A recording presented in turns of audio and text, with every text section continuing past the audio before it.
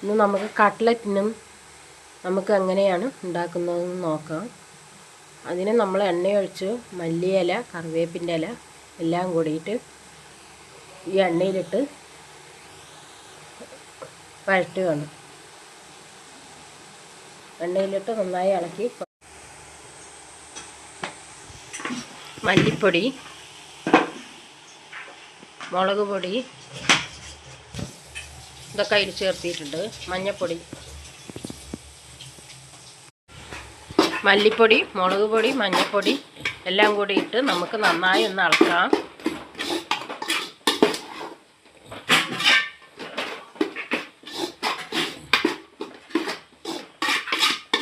നന്നായി ഒന്നിട്ട് ഇളക്കി ഓഫാക്കി വെച്ചു.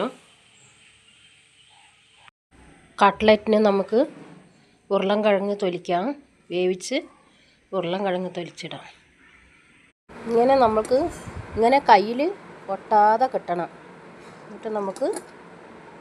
എന്നിട്ടാണ് നമുക്ക് ചൂടാറിയതിന് ശേഷം നമുക്ക് മസാലയൊക്കെ പാകമാക്കി അതിലൊക്കെ കൊട്ടിയിട്ട് ഇങ്ങനെ നമുക്ക് റസ്ക് പൊടി ഇട്ട് കുഴച്ച് ഇങ്ങനെ ഒരു അടപ്പിൽ ഇങ്ങനെ നമുക്ക് കട്ട്ലറ്റ് നിറയ്ക്കാം.